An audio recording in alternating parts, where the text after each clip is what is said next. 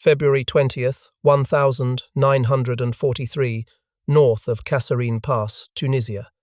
The air hangs thick and heavy, a suffocating blanket of dust, cordite, and the shimmering heat of the North African desert. For Hauptmann Klaus Richter, a veteran Panzer commander forged in the frozen hell of the Eastern Front, this was supposed to be a straightforward engagement. His Panzer IV, a beast of steel and fire, commanded a ridge overlooking a desolate wadi. Below, the Americans green, untested, predictable. That's what High Command had said. But what Richter witnessed that morning defied every page of Wehrmacht doctrine, every hard-won lesson from Russia. It defied logic. Through his periscope, shimmering in the heat haze, he saw them, 5 American M4 Sherman tanks. They were scattered, separated by treacherous terrain, with no possible line of sight between them. One crested a parallel ridge nearly a mile to his left. Another emerged from the dusty shroud of the wadi below. A third pivoted from behind a rock formation to his right. 2 more remained unseen, their positions a mystery. Then, the impossible happened. Without a single puff of signal smoke, no flutter of a command flag, no desperate dispatch rider racing between them, they moved. They converged, not as 5 separate machines, but as a single, terrifying organism. The Sherman on the ridge laid down, covering fire on Richter's position, forcing him to button up. At that exact moment, the one in the wadi surged forward, its gun already traversing towards Richter's exposed flank. The third, from the rocks, anticipated the move, firing not at Richter but at his wingman, preventing him from coming to his aid. It was a perfectly coordinated ballet of death, executed in chilling silence. Inside Richter's tank, the world was chaos. The roar of the Maybach engine was a physical presence. The loader was screaming for a new shell, and through his headset, the Fuji 5 radio hissed and crackled like a bonfire of dry leaves. Static, nothing but static, punctuated by the faint, garbled shouts of his company commander, trying to impose order from a command tank 2 kilometers away. The 10-watt German transmitter, a marvel of 1,930 seconds engineering, was being choked to death by the electromagnetic noise of the battlefield. His other tanks were little more than steel coffins, most equipped only with receivers, blind and mute. They could listen to the static, but they couldn't report, they couldn't warn, they couldn't coordinate. Richter frantically scanned the battlefield again. No signals, no visible communication. Yet the Shermans moved with a predatory intelligence, each tank covering the blind spots of the others. It was as if their commanders were telepathic, sharing a single mind. To a man like Richter, a man of mechanics and tactics, there were only 2 possibilities. Either he was facing the most perfectly trained, the luckiest tank crews in human history, or something else was at play, something unseen, something that felt unholy. A ghost in the American machines. That ghost had a name. It was not a spirit, but a signal. Not magic, but a revolution in physics being weaponized 8,000 miles from the Detroit assembly lines where these tanks were born. The invisible weapon that would ultimately prove more decisive than German armor thickness or the caliber of their legendary 88mm guns was revealing itself. It was the Signal Corps radio set, the SCR-508, and its power source was frequency modulation. While German engineers remained loyal to amplitude modulation AM radio, the technology of public broadcasts and living room entertainment, American engineers at a company once known for making car radios, Galvin Manufacturing, had harnessed a different power. They had perfected FM technology for the harshest environment imaginable. The inside of a tank at war, this wasn't just a better radio. It was a completely different philosophy of combat. The SCR-508 transformed every single Sherman tank from an isolated fighting vehicle into an interconnected node in the world's first true battlefield network. Its 25 watts of transmission power, 2.5 times that of its German counterpart, cut through the noise of battle like a surgeon's scalpel.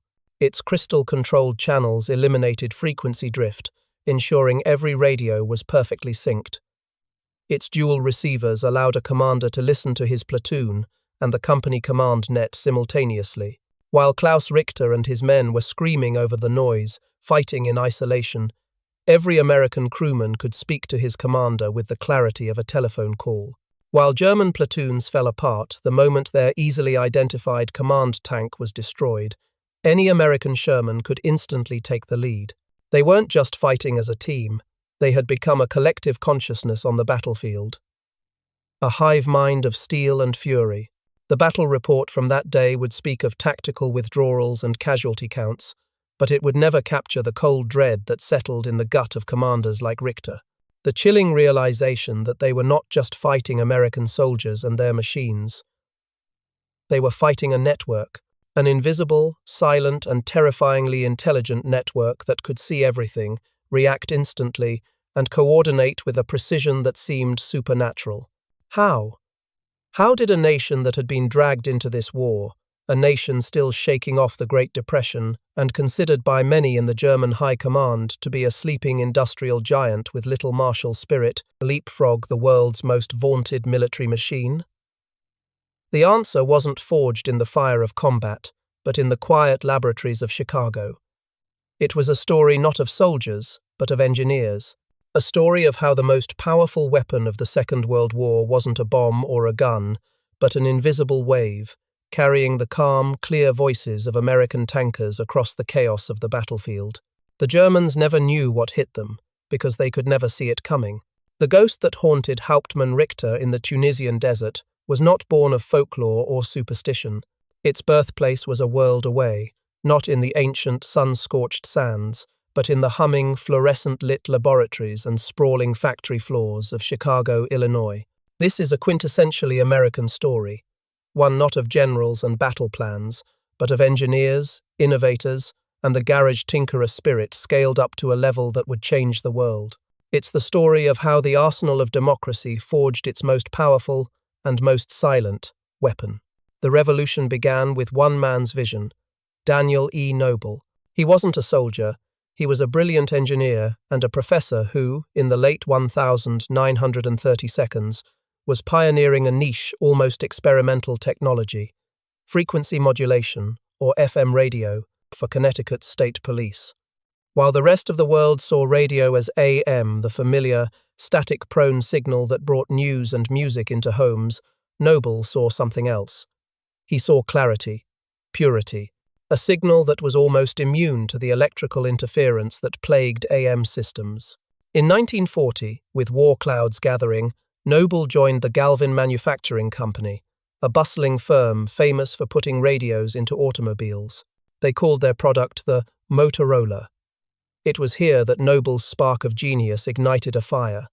He saw what no one else did. The inside of a tank was the most hostile radio environment imaginable. It was a symphony of electrical chaos, the roar of a 500-horsepower engine, the whine of the turret's hydraulic motors, the constant firing of spark plugs, all creating a hurricane of static that would render a standard AM radio useless. Noble proposed a radical idea. What if they could put his clear, clean FM technology inside a tank? The challenges were monumental, almost laughable. It was a task that the supposedly superior German engineering corps had deemed impractical. But Noble found his perfect partner in Henryk Magnuski, a Polish-born radio frequency genius who had fled the Nazi invasion of his homeland. Magnuski was the hands-on wizard who could make Noble's vision a reality. Together, they tackled a cascade of problems that would have broken a lesser team. First, there was the sheer brutality of the environment. Their creation, which would become the SCR-508, couldn't be a delicate laboratory instrument. It had to survive bone-jarring vibrations as the tank crashed over terrain, the concussive shock of its own main gun firing, and the impact of enemy shells. It had to operate in temperatures ranging from the freezing mud of the Ardennes to the oven-like heat of the African desert. Every one of its 2,748 individual components, from the 474 capacitors to the 385 resistors, had to be ruggedized to an unprecedented degree. Then, there was the problem of power. A tank's electrical system is notoriously unstable. The engineers had to design a dynamo motor power supply that could take this dirty power and filter it into a stable, clean current, ensuring the radio's signal remained pure. They also engineered it to automatically adjust to either 12 or 24-volt systems, a small detail of flexibility that would prove invaluable in the field. And finally, stability. In the heat of battle, a commander couldn't be fumbling with a dial, trying to find the right frequency like a civilian searching for a music station. The German radios, with their variable capacitor tuning, constantly drifted off frequency. The American solution, championed by Magnuski, was crystal-controlled precision. The SCR-508 had 10 preset channels, each locked in by a quartz crystal oscillator. A commander could switch channels with a decisive click, knowing with absolute certainty that he was on the same, stable frequency as everyone else in his unit. While Noble and Magnuski's team was solving these immense technical hurdles, a philosophical revolution was happening in American military doctrine. German armored philosophy was elitist. They built magnificent, technologically advanced tanks like the Tiger and Panther, but they operated under a rigid, top-down command structure. This was reflected in their radio deployment. Only 1 or 2 tanks in a platoon, the command vehicles, were given the full FUG-5 transceiver. The rest carried receivers only.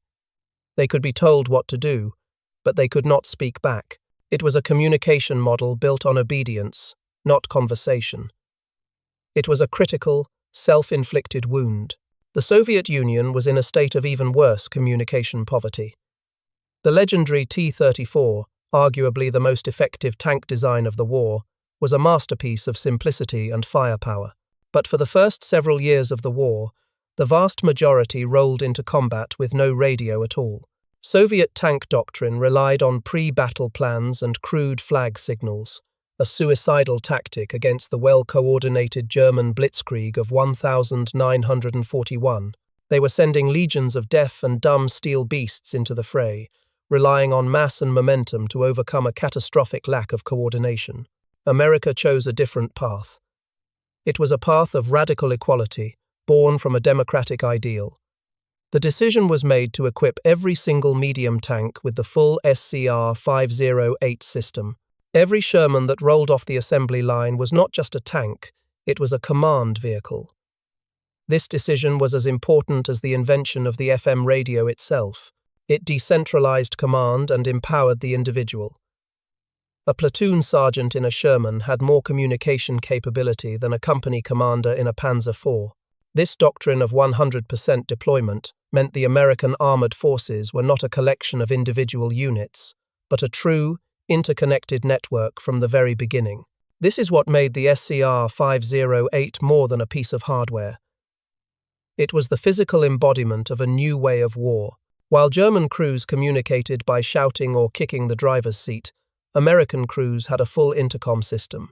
While German commanders squinted through the smoke for signal flags, American commanders were receiving real-time updates from every tank in their company. The contrast was absolute. The Germans had built better individual tanks, but the Americans had built a better team, and that team was connected by the invisible, unbreakable threads of frequency modulation, woven together in the factories of Chicago. The silent weapon was ready. Now, it would face its trial by fire. November 8, 1942. The beaches of French North Africa.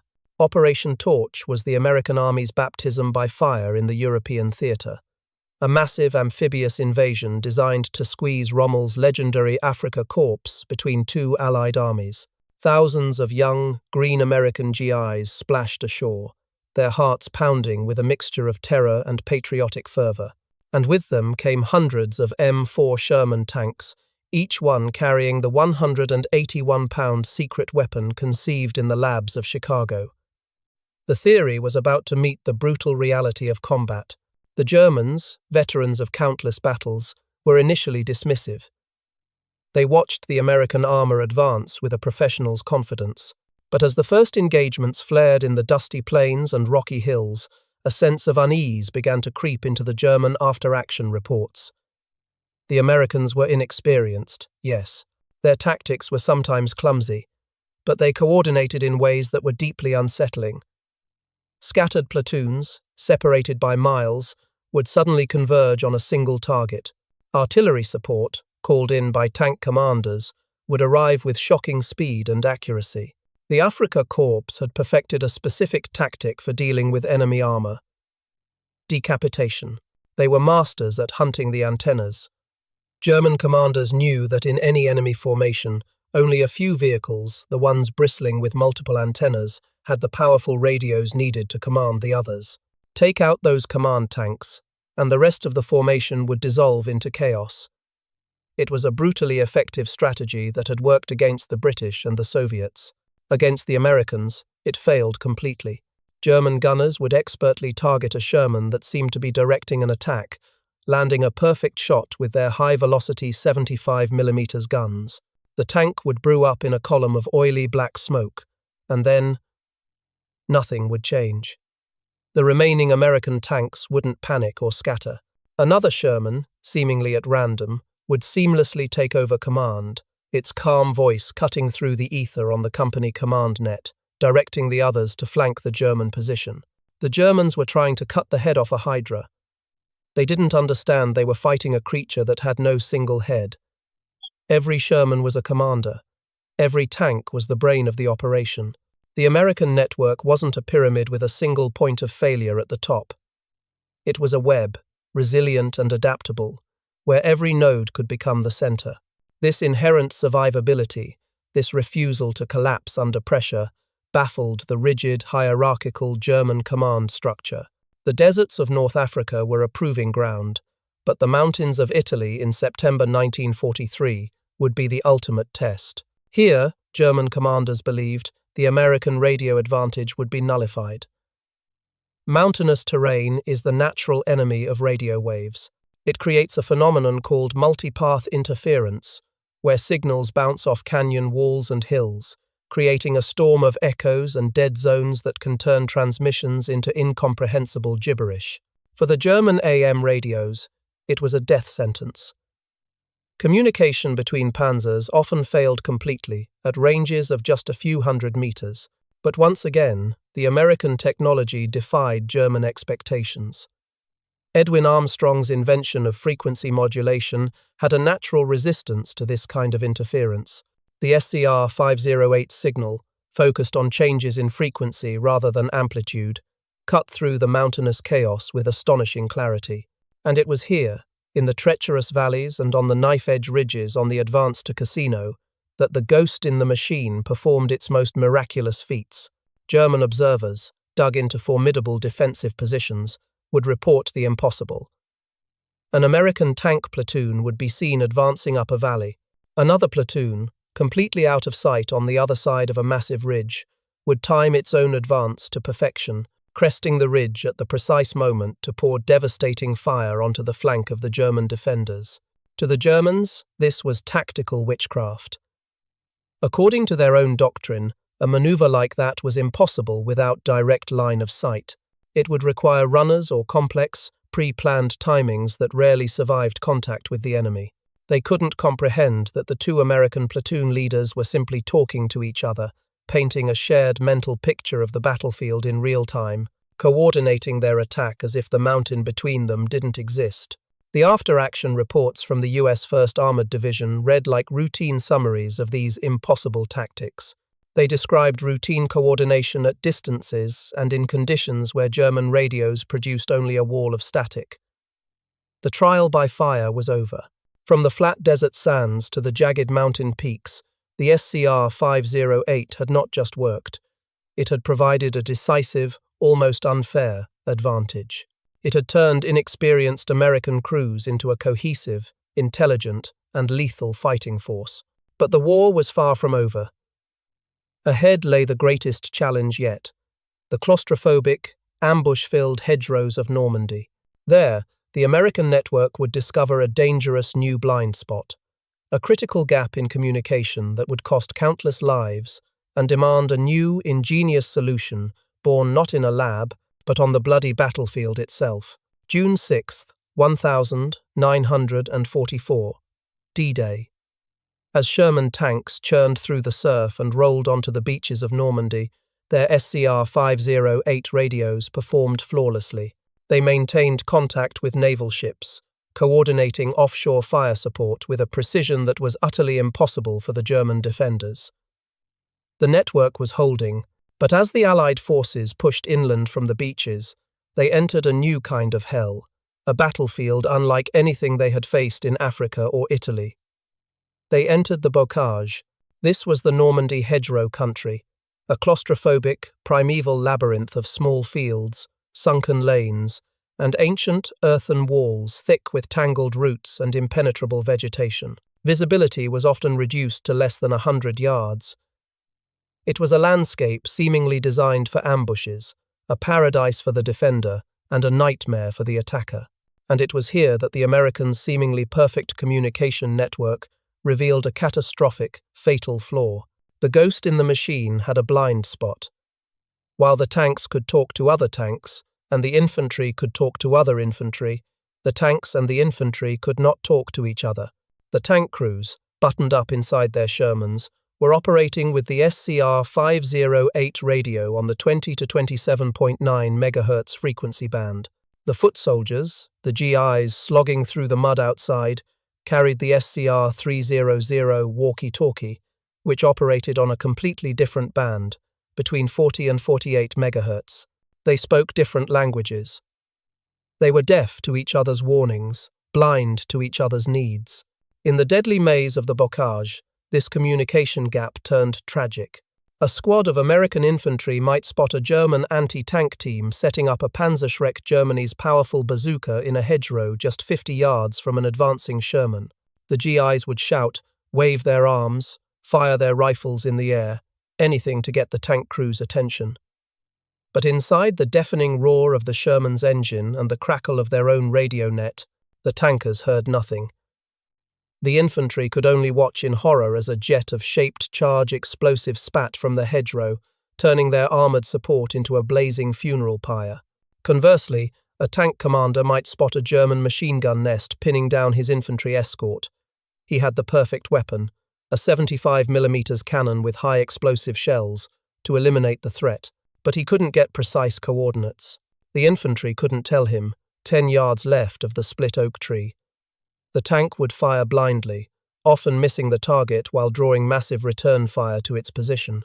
For weeks, this fatal silence dominated the brutal fighting in the hedgerows.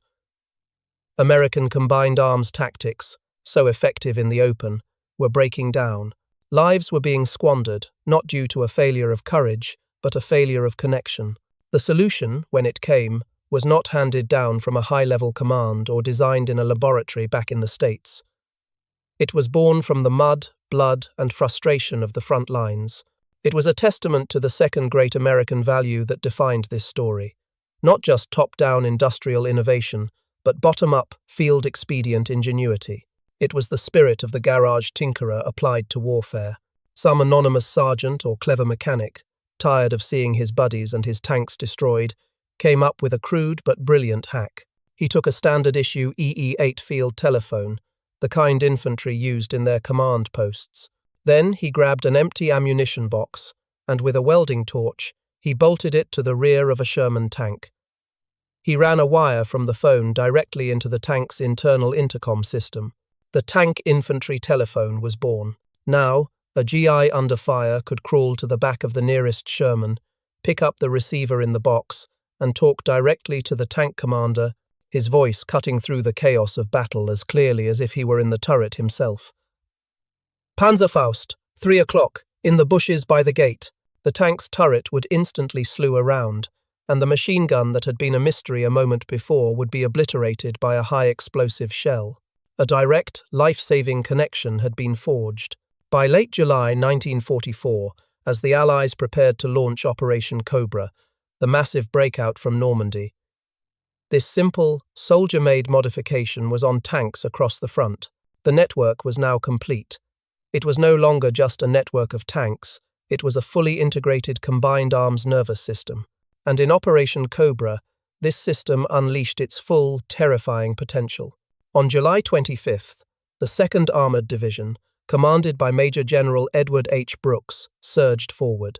What the battered German defenders of the Panzer Division faced was not an army, but a symphony of destruction. Infantry, now the eyes and ears of the tanks, would call out hidden threats.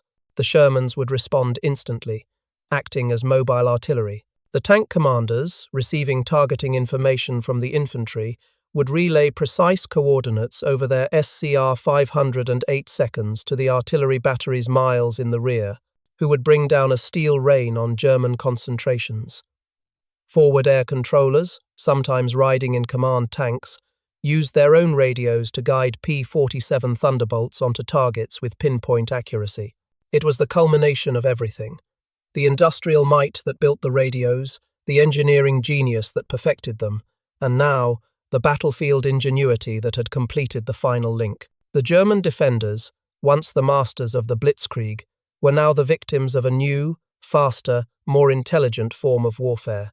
Their few functioning radios, plagued by static and short range, couldn't begin to coordinate a defense against an enemy that seemed to possess a collective consciousness. Reports from one part of the front were acted upon instantly by units miles away. The American war machine had evolved. It had become a single, thinking, killing organism. The irony was profound. Germany, the nation that had pioneered combined arms warfare, was being systematically dismantled by an American force that had simply learned to talk to each other better. The solution wasn't a bigger gun or thicker armor. It was a cheap, rugged telephone in a welded-on steel box.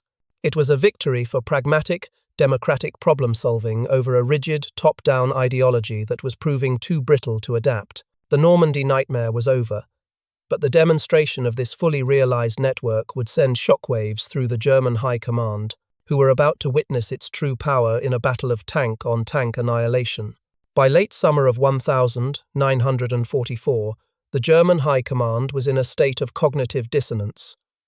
On paper, they were fielding tanks that were objectively, undeniably superior to the American M4 Sherman. The Panther, with its high-velocity 75mm gun and thick, sloped frontal armor, could kill a Sherman from over a mile away, a range at which the Sherman's own gun was little more than a noisemaker. The Tiger was a mobile fortress. Yet, in battle after battle, these steel predators were being systematically hunted and destroyed by packs of supposedly inferior Shermans. The Germans were desperate for an explanation, but their own arrogance created a critical intellectual blind spot. Their intelligence reports consistently noted the Americans' uncanny coordination. A captured assessment from September 1944 is tragically revealing. It states, American tank units demonstrate good radio discipline and coordination. This appears to result from extensive training and rigid communication procedures. They saw the effect, but they completely misunderstood the cause. Trapped in their own sense of technological superiority, it was inconceivable to them that the Americans, the nation of jazz music and mass-produced cars, could have leapfrogged German engineering in a field as critical as radio communications. They assumed the American advantage was one of software training and discipline when in reality, it was a revolution in hardware. They kept looking for the secret in the American soldier's drill manual, when they should have been looking inside his tank. This hubris would be paid for in blood and steel in the rolling hills of Lorraine, France. In September 1944, in what would become the largest tank-on-tank battle on the Western Front, the veteran U.S. 4th Armored Division collided with multiple, freshly equipped German Panzer brigades. The Germans were confident, almost cocky. They had the Panthers. They had the numbers. On paper, it should have been a slaughter. It was, but not in the way the Germans had planned. The Battle of Aracourt was about to become the ultimate demonstration of network-centric warfare. Imagine a German Panther commander peering through his gun sight. He is the apex predator of this steel jungle. His armor is nearly impenetrable from the front. His gun is a rapier. He feels invincible. He sees a lone Sherman crest a hill, an easy kill. He barks an order to his gunner. But inside his tank, the radio is a waterfall of hissing static. He can't effectively coordinate with the other Panthers in his company, hidden by folds in the terrain. They advance clumsily, as 5 individual hunters, not as a coordinated pack. Now, imagine the American Sherman commander. He sees the Panther. He knows a frontal engagement is suicide. He is not a hunter. He is a sensor node. He doesn't key his microphone to shout, "Contact," he calmly reports. Panther. Grid coordinate, X-ray. Yankee, zebra. His voice, carried on a clean, static-free FM wave, enters the headset of every other American vehicle in the area. A platoon of M18 Hellcat tank destroyers, lurking in a tree line a mile away, hears the call. Their commander acknowledges. They already have their guns pointing in the right direction. An artillery observer, riding in a command Sherman 2 miles to the rear, hears the call. He is already calculating the firing solution for his 105mm howitzers. Another Sherman platoon on the Panther's flank hears the call and begins to maneuver. Not to attack, but to pin the German tank in place. The Panther commander never knows what hit him. Perhaps it's a 76mm tungsten round from a Hellcat he never saw, punching through his weaker side armor. Or perhaps the first sign of trouble is the sky itself exploding, as a perfectly targeted artillery barrage rains down, shattering tracks, damaging optics, and forcing the crew to bail out. The Panther, a magnificent 1.2 million Reichsmark machine, is neutralized by a web of invisible fire, coordinated by voices it could never hear. This scene repeated itself for 3 brutal weeks. The Panzer brigades would lunge forward, only to be met by this ghostly, intelligent defense. Shermans would act as bait, drawing the Panthers into kill zones.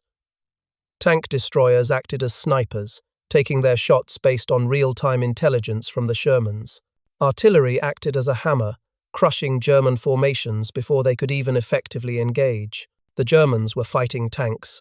The Americans were fighting a system. The results were catastrophic for the Wehrmacht. When the smoke cleared, the 4th Armoured Division had destroyed 281 German armoured vehicles, a staggering number of them the superior Panthers. Their own losses? Just 41 tanks and tank destroyers. It was a kill ratio of nearly 7-1, a result that completely defied the technical specifications of the machines involved.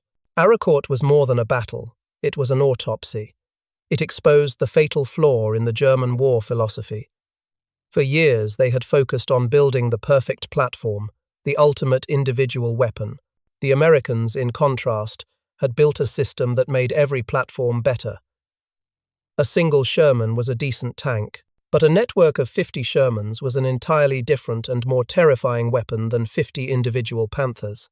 The industrial might of the United States guaranteed this reality. While German factories struggled to produce even a few thousand of the Fugue 5 transceivers, forcing them into their elitist deployment model, American industry was churning out tens of thousands of the sophisticated SCR 508 sets. Over 50,000 would be produced in total, enough to equip every Sherman, every tank destroyer, every armored car, creating a ubiquitous, universal network that no other nation could even dream of matching. The arrogance of power had rendered the Germans blind. They saw American coordination but called it discipline. They faced a network but saw only individual tanks. They were defeated not because their steel was weak or their guns were inaccurate, but because they were fighting alone, together. And as the Allied armies prepared to plunge into Germany itself, this invisible advantage, now honed to a razor's edge, would orchestrate the final collapse of the Third Reich. March 1945. The war was in its death throes, but the Wehrmacht was not yet broken. As American forces approached the Rhine River, the last great natural barrier to the German heartland, their communications superiority reached its absolute zenith. The capture of the Ludendorff Bridge at Remagen was a testament to the speed of this network. When a small armoured spearhead from the 9th Armoured Division discovered the bridge was miraculously still standing, the report didn't travel by runner or unreliable telephone line. It flew at the speed of light. The message shot up the chain of command, from platoon to company to combat command and to division, all the way to 1st Army headquarters, in mere minutes. General Omar Bradley, hundreds of miles away, famously remarked, "That's a bridge too far, all right, but go ahead and throw everything you've got at it." Within hours, divisions across the entire front were being rerouted to exploit the breakthrough. The German response, dependent on a communications system shattered by air attacks and reliant on telephone lines, was fatally sluggish. They couldn't react in time to destroy the bridgehead because they couldn't coordinate. The final, decisive demonstration came in April, with the encirclement of the Ruhr pocket. It was the largest encirclement on the Western Front, a complex double envelopment maneuver orchestrated by the 1st and 9th Armies. It was a move so audacious, so vast in scale, it would have been impossible without the flawless radio coordination that had become the hallmark of the American Army. Inside the pocket, 325,000 German troops, including the remnants of dozens of shattered divisions, found themselves trapped.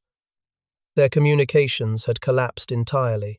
They were an army rendered deaf and dumb. The final messages of Field Marshal Walter Model, before he took his own life rather than surrender, tell the whole story. His communications log was a litany of desperation. No contact with adjacent units, no communication with higher headquarters. Fighting continues, but coordination impossible. He wasn't defeated by a lack of will or a shortage of guns. He was defeated by silence. There's a quote, often attributed to Field Marshal Wilhelm Keitel at Germany's final surrender. Whether he truly said it or not is debated by historians, but its sentiment captures the fundamental truth of the war better than any official report. Looking at the American and British officers, he reportedly said, "We knew how to build better tanks, but you knew how to make them work together. That is the ultimate epitaph for the German war machine. That is the invisible legacy of the SCR-508. This technological gap created a profound psychological divide. For an American tank crew, even when physically isolated, even when lost in the hedgerows or separated in a chaotic battle, they were never truly alone. The calm, clear voice of their commander, the chatter from their platoon mates, was a constant, reassuring presence in their headsets. They fought with the confidence of the connected. German crews experienced the opposite. A profound, terrifying isolation.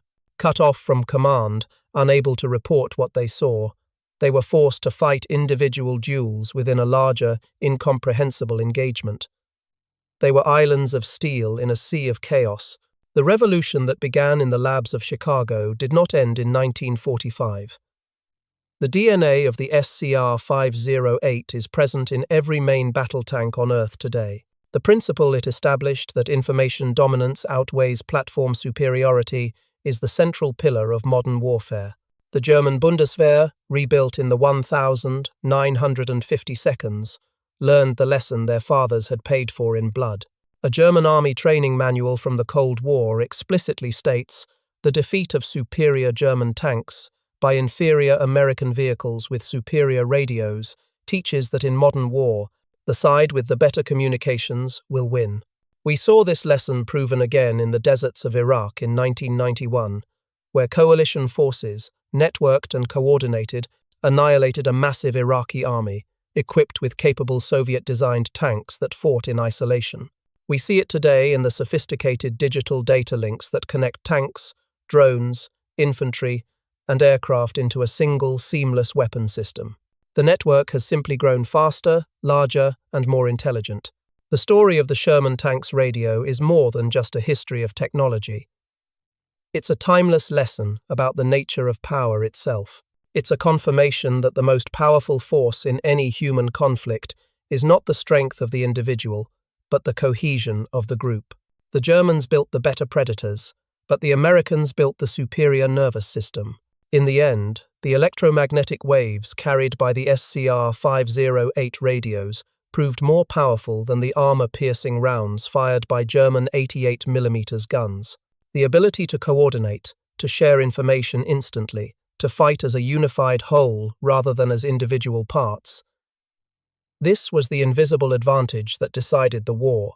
The Sherman tank's radio superiority changed warfare forever, establishing a principle that echoes from the battlefields of the past to the conflicts of tomorrow. Connection equals survival, and isolation equals defeat. The network will always defeat the platform, and the connected will always overcome the isolated. The story of the Sherman's radio is a powerful reminder that sometimes the most decisive weapon is the one you can't see. But what do you think? Was it the American technology that truly won the day, Or was it the philosophy of teamwork and decentralized command that this technology enabled? Share your thoughts in the comments below. What other invisible factors do you believe have changed the course of history? And if you found this story of hidden history compelling, make sure to subscribe and hit the notification bell so you won't miss our next deep dive into the untold stories of World War II.